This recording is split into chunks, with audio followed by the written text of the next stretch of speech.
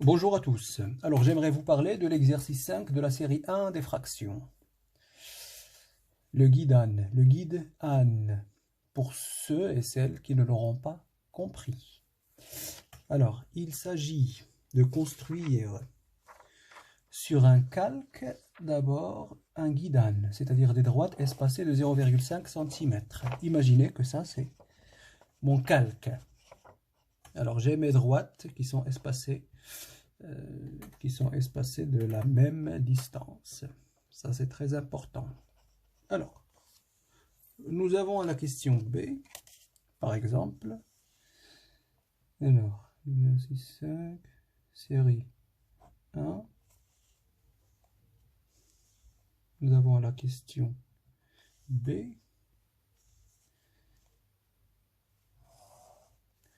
Un segment CD.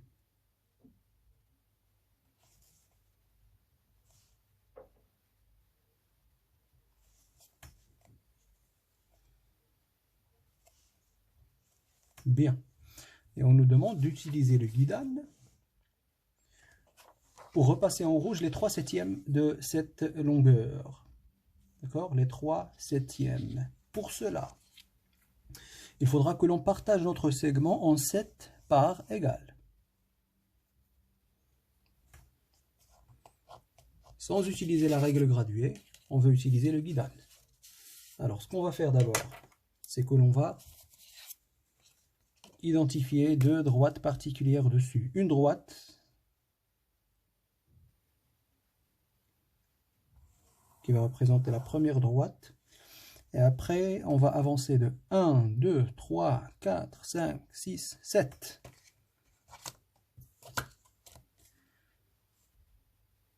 Donc ma deuxième droite.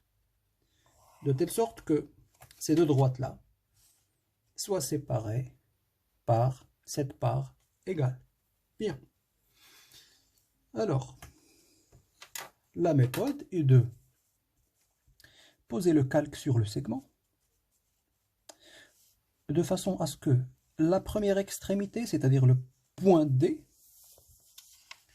soit sur la première droite du calque du guide Anne, et la deuxième,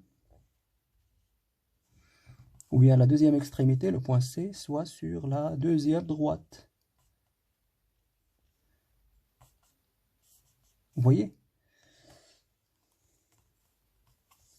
Maintenant, je peux bien appuyer sur les croisements de ces droites-là avec le segment, bien appuyer pour partager mon segment en 7 parts égales. Donc, tac, tac, tac, tac, tac, tac. Et après, on me demande de repasser en rouge les 3/7. 3 parts sur 7, donc les 3 premières. Les 3/7. Alors en fait, repasser les 3/7 du segment CD, je peux prendre ces 3 parts-là, ou bien ces 3 parts, ou bien ces 3 parts. Ou bien même colorier 3 parts qui sont séparées, de toute façon, parce qu'on ne m'a pas précisé la position de ces 3 parts sur 7. Bon. Ça, c'est les 3/7 de CD. 3/7 CD. J'ai écrit CD sans crochet, ce qui signifie la distance CD, la distance entre D et C, la longueur CD. Et cette partie rouge, c'est les 3/7 de cette longueur. Alors, pour la question C, j'ai un segment EF et il s'agit de repasser en bleu les 9/7. Les 9/7. Alors, pour cela, je dois partager les 9/7 de EF. Donc, je dois partager EF en 7 parts égales. Et non pas en 9, en 7 parts égales. C'est le dénominateur qui me désigne le nombre de parts de l'unité.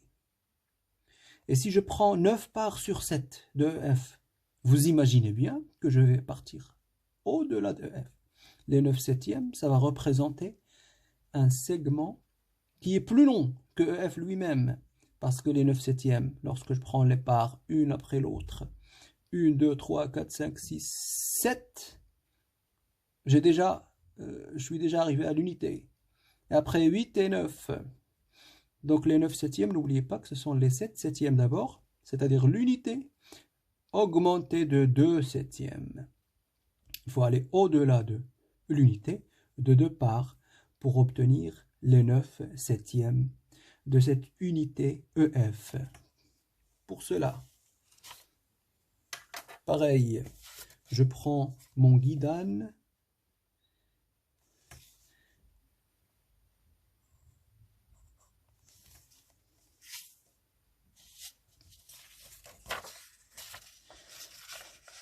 et je vais